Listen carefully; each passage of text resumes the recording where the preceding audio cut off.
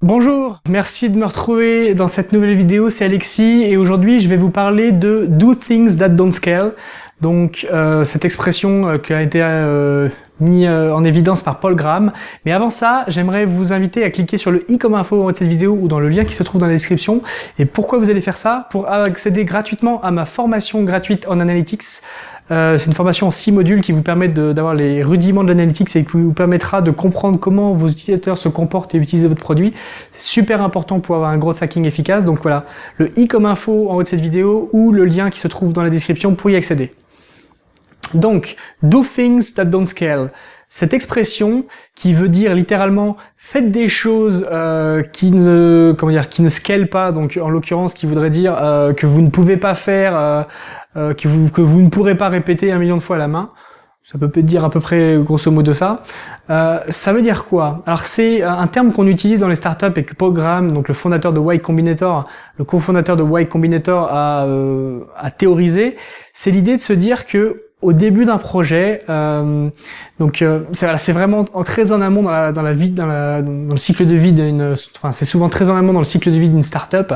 C'est de se dire que quand vous allez démarrer quelque chose, il faut pas avoir en tête le fait que l'action que vous allez faire, elle est rentable ou pas et qu'elle va vous apporter, que vous dites, ok, cette tâche-là, je vais l'automatiser tout de suite. Cette tâche-là, je vais pouvoir la faire 1 million de fois. Non, il va falloir faire des choses qui, concrètement, pour réussir, ne nécessitent pas quelque chose ne soit pas quelque chose nécessairement que vous puissiez faire répéter indéfiniment. Je vais vous donner un exemple très précis et très connu, c'est celui de Stripe. Stripe, au début, quand ils ont commencé, pour obtenir leurs premiers utilisateurs, ils ont eu une méthode assez simple. Plutôt que d'aller dire, OK, on va aller inviter des gens à utiliser notre système de paiement, ce qu'ils ont fait, c'est qu'ils ont été voir des personnes qui, ils demandaient des feedbacks à droite à gauche sur des personnes qui avaient besoin d'un système de paiement ou quoi. Et plutôt que de dire, OK, je t'envoie mon produit, essaie de m'installer, ce qu'ils faisaient, c'est qu'ils prenaient le PC de l'utilisateur, ils prenaient leur place et ils installaient Stripe à leur place pour eux. Et vous vous doutez bien que faire ça, vous pouvez le faire pour quelques dizaines, quelques centaines de personnes, mais que vous pouvez pas le faire 1 million de fois. Et est-ce que c'était une mauvaise chose que de faire ça parce que c'était pas rentable financièrement parlant de faire ça? Non, c'était une très bonne chose. Et pourquoi? Parce que ça crée beaucoup plus d'engagement, ça a créé le fait que vous aviez un feedback immédiat sur le produit parce que l'utilisateur était là, donc vous pouviez itérer très très vite sur le produit. C'était également le fait que ça crée de l'engagement et les personnes qui utilisent Stripe et qui sont contents avec Stripe, ils ont une relation un peu différente à la marque parce que il y avait cet engagement total et initial des fondateurs qui mettaient leur trip dans les choses et qui c'était pas simplement un projet comme ça. Et donc à ce moment-là, vous vous rendez compte que ces petites choses-là que vous avez faites à la main et que vous referiez jamais si vous aviez 1 million de fois à le faire parce que vous aviez 1 million de clients maintenant, ces choses-là étaient très très importantes au démarrage. Et ça a aussi un aspect qu'il faut voir par rapport à la prise de risque et le fait que,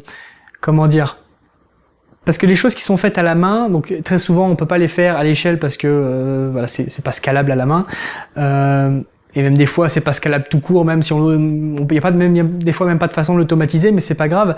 Mais c'est de se dire que si vous aviez quelque chose que vous pouviez faire en automatisation, le fait de l'automatiser avant de l'avoir vous-même essayé à la main, éprouvé, fait manuellement, adapté à chaque personne, etc. L'automatisation, ça aurait été un frein à l'apprentissage parce qu'il y a plein de choses que vous auriez pas vues si vous l'aviez automatisé dès le début. Donc ce petit do things that don't scale, c'est également cette idée que ça sert à rien d'automatiser quelque chose tout de suite si vous n'avez pas tout l'apprentissage qui est fait avant. L'automatisation, c'est quelque chose qui arrive vraiment plus tard quand vous comprenez exactement la valeur que vous apportez, que les étapes qui sont à faire, etc. Et donc vraiment, gardez à l'esprit que si vous faites du growth hacking, c'est pas grave de faire des choses à la main au début, ça vous permet d'apprendre et c'est vraiment un des éléments les plus importants. Je pense à, par exemple, si vous avez besoin d'engager sur Facebook ou sur Twitter, des personnes sur une problématique donnée, donc admettons que vous avez écrit un article très intéressant pour faire venir du monde sur votre site et qui cible essentiellement les dresseurs pour chiens. vous pouvez essayer d'aller sur Twitter, identifier quels sont les dresseurs pour chiens qui sont sur Twitter, et essayer d'engager une discussion avec eux.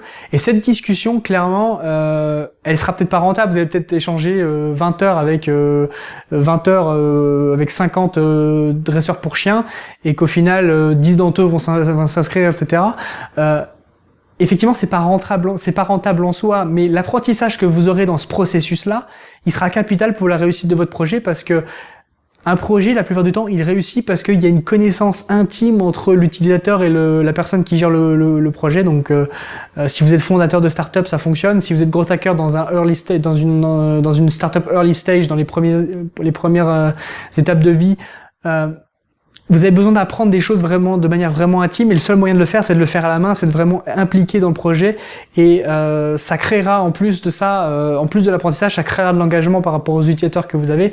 Donc si on reprend cet exemple de dresseur pour chiens, si vous devez discuter avec 50 dresseurs pour chiens sur Twitter et que ça vous prend un temps fou, c'est pas grave à partir du moment où vous apprenez, et un jour peut-être que vous déciderez d'automatiser cette discussion, mais il y a de grandes chances que ça se passe mal, parce que souvent l'automatisation sur Twitter, ça se passe mal. Donc, et peut-être que finalement vous arrêterez d'aller chercher vos dresseurs sur chiens sur Twitter, et vous le ferez plus jamais, ou pas maintenant, etc. Mais c'est pas grave, parce que l'apprentissage que vous avez eu, la relation que vous avez eue avec vos utilisateurs, et ces premières connexions que vous aurez avec vos utilisateurs, ils seront capitales pour la suite de votre projet, et ce seront très souvent des apprentissages que vous aurez qui vous permettront ensuite de mettre en œuvre des expérimentations en tant que growth hacker que vous pourrez faire à l'échelle.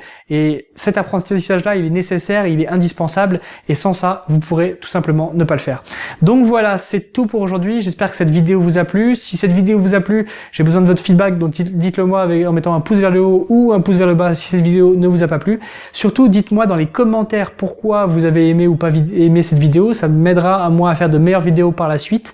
Et maintenant, je vous dis tout simplement à demain pour la prochaine vidéo. Ciao!